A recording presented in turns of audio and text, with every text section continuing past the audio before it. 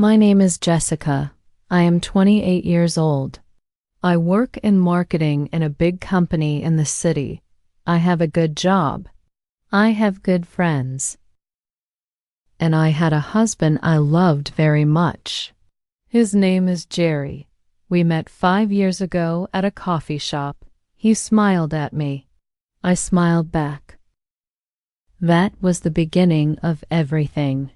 We fell in love fast. After 2 years, we got married. It was a beautiful wedding. Small but beautiful. Just family and close friends. Jerry works in finance. He is smart. He works hard. Everyone at his company likes him. He is good at his job. We were a good team, I thought. We had a nice apartment. We had plans, maybe a baby someday, maybe a house with a garden. But something changed 6 months ago. I felt it. I couldn't explain it, but I felt it in my heart. Jerry started working late, very late. He came home at 10, sometimes 11 at night. He said it was a big project. I believed him. I trusted him. He also changed in small ways. He checked his phone all the time. When I came near, he turned the screen away. He smiled less. He touched me less. At night, he turned his back to me in bed. I asked him, "Are you okay?" He said, "I'm just tired, Jess." I wanted to believe him. I really did. But something inside me whispered, something is wrong. Something is very wrong. Before everything changed, our life was simple and happy. Every morning we had coffee together. Jerry made the coffee. I made toast. We sat at our small kitchen table and talked about our day. He asked me about my work. I asked him about his. It was nice. It was normal. On Saturdays, we walked in the park. We held hands. We bought ice cream. Sometimes we didn't talk much. We just enjoyed being together. That's what love felt like to me. Quiet, comfortable, safe. Jerry was romantic. He brought me flowers sometimes. Not expensive ones. Just simple flowers from the corner shop. But I loved them. He called me my Jess, or my love. He kissed my forehead before he left for work. Small things. But they meant everything. I trusted him completely. I never checked his phone. I never asked where he was. I didn't need to. We were married. We were a team. Why would I doubt him? My best friend is Linda. We work together in the marketing department. She knows me very well. We have lunch together every day. We talk about everything. Work problems, family problems, life problems. She's like a sister to me. Then Jerry got a new project at work. It was a big deal. He was excited about it. He told me his company hired new people for the team. Young people with fresh ideas, he said. One of them was a woman named Sophie. He mentioned her name once or twice. Sophie presented a great idea today, he said. Or, Sophie is really smart. I didn't think anything about it. People have coworkers. It's normal.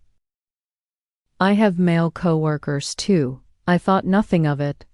I was so stupid. I was so blind. Everything seemed normal. But it wasn't.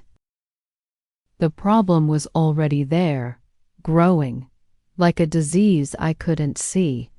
The strange signs started slowly. Jerry came home later and later. He said the project needed more time. He said his boss wanted everything perfect. I cooked dinner and ate alone. I waited for him. When he finally came home, he was distant. His mind was somewhere else. One night, I hugged him. He smelled different. Not like his usual smell. It was perfume, sweet perfume, a woman's perfume, not mine. I asked him, "Why do you smell like perfume?" He laughed. He said, "Maybe someone at the office wore too much perfume today. You know how offices are." I wanted to believe him, but my heart felt heavy. Something was wrong. Jerry stopped leaving his phone on the table. Before, he didn't care where his phone was. Now, he always kept it in his pocket. He carried it to the bathroom. He took it everywhere. When it buzzed, he checked it quickly and said nothing. I couldn't sleep well anymore. I lay awake at night. I watched him sleep. I thought, is he happy? Does he still love me? Am I imagining things? Maybe I'm just stressed from work. Maybe I'm being paranoid. I talked to Linda at lunch one day. I told her everything. She listened carefully. Then she said, "Jess, trust your feelings. Women always know. Deep inside, we always know." Her words scared me, but they were true. One evening, I decided to do something. I picked up Jerry's phone when he was in the shower. My hands were shaking. I felt like a criminal. But I needed to know. A text message notification appeared on the screen. "Miss you already." The sender was saved as S. My heart stopped. I put the phone down quickly. When Jerry came out, I asked him, "Who is S?" He looked surprised. Then he smiled and said, "Oh, that's Steve. A guy from work. We use emojis as a joke." It's stupid, I know. I didn't believe him, but I said nothing. I was afraid. Afraid of the truth. The next week, I decided to surprise Jerry at work. I made his favorite sandwiches.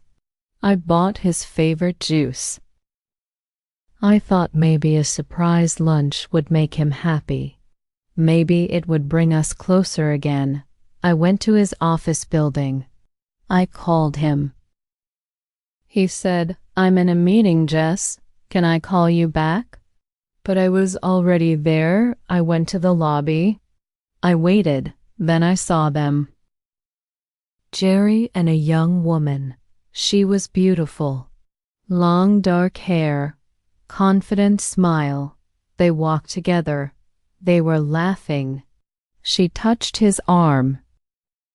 He smiled at her, a smile I knew. A smile that used to be only for me. That was Sophie. I knew it immediately. My stomach hurt. I turned around. I left quickly. I didn't give him the lunch. I threw it in the trash outside. I walked home. I cried the whole way. 2 days later, I forgot my phone charger at home. I needed to finish some work at night. Jerry was watching TV. I asked, "Can I use your laptop?" "Mine is dead." He hesitated, just for a second. Then he said, "Sure." I opened his laptop. His email was still open. I didn't plan to look. But I saw the name, Sophie Chun. The subject line said, "Can't wait to see you tomorrow." I clicked it. I don't know why. Maybe I wanted to punish myself. Maybe I needed to see the truth. The email was open. There were many messages. I scrolled up. I read them. My hands were shaking. My vision was blurry with tears. "I love you, Sophie. You make me feel alive again. I can't stop thinking about you. You're everything to me. Jessica doesn't understand me anymore. With you, I feel free. Every word was a knife in my heart. Every sentence broke me more. 4 months. They had been together for 4 months, while I cooked dinner for him, while I waited for him. While I loved him, I closed the laptop. I walked to the living room. Jerry was watching a football game. He looked relaxed, happy. I said, "Who is Sophie?" He turned pale. He looked at me. He looked at the laptop in my hands. He knew. He said, "Jess, I can explain." "Explain what?" I said. My voice was cold. "Explain how you've been lying to me? Explain how you love someone else?" He stood up. He tried to touch me. I moved away. "Don't touch me," I said. He started talking, fast, nervous. "It just happened, Jess. I didn't plan it. We worked together.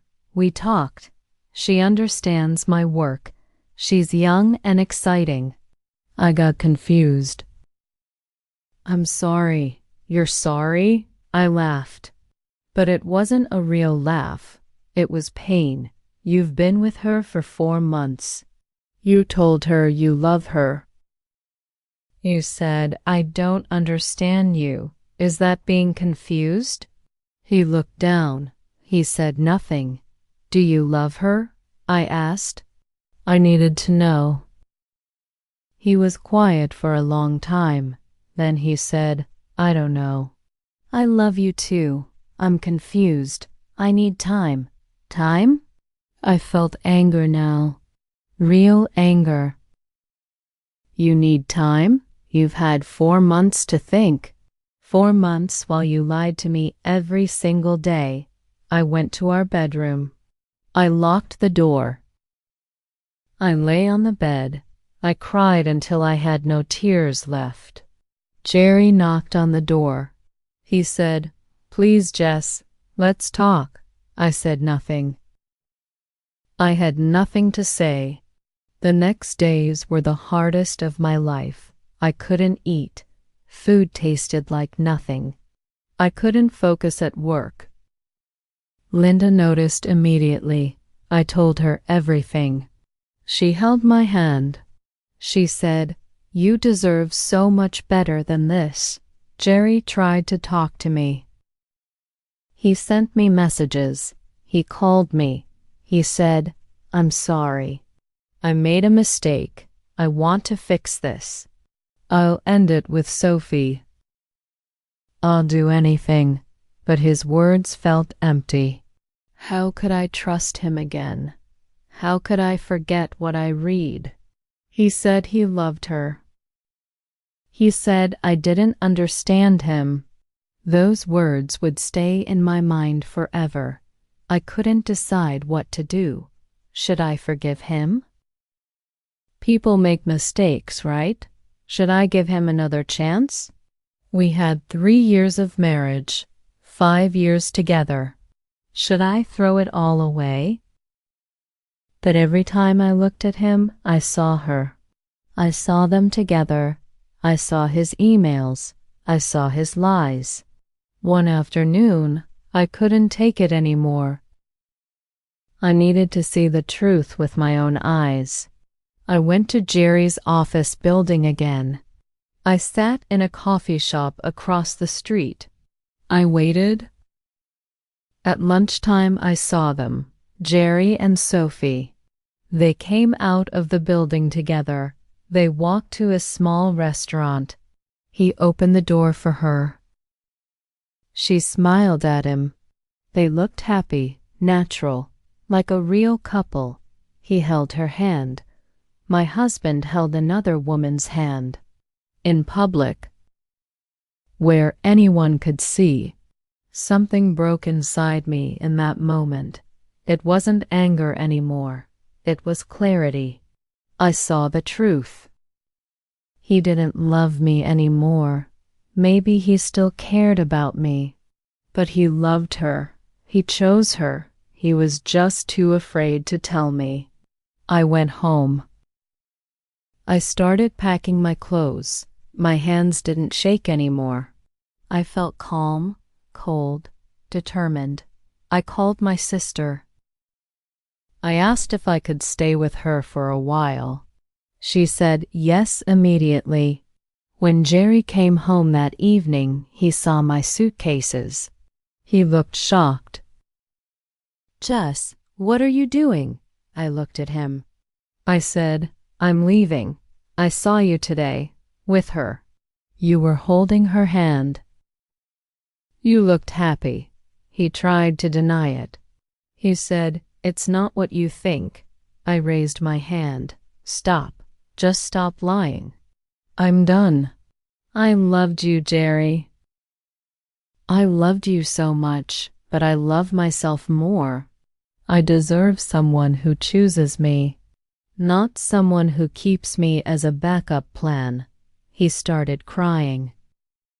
"Please don't go. I'll change. I promise." "You had 4 months to choose me," I said. "You chose her every single day. Now I'm choosing me." I picked up my bags. I walked out. I didn't look back. That was 6 months ago. Today I live in my own small apartment. It's not big, it's not fancy, but it's mine. And it's peaceful. The first months were hard, so hard. I cried a lot. I missed Jerry. Not the Jerry who lied to me, but the Jerry I thought I knew, the Jerry from the beginning. But that Jerry maybe never existed. Maybe I loved an idea, not the real man. Linda helped me a lot. She came to my apartment every weekend. She made me eat. She made me laugh. She reminded me that I'm strong, that I'm worthy of real love. I learned a lot about myself. I learned that I ignored red flags. I saw the signs. The late nights, the perfume, the phone hiding. But I was afraid to see the truth. I wanted to believe everything was okay.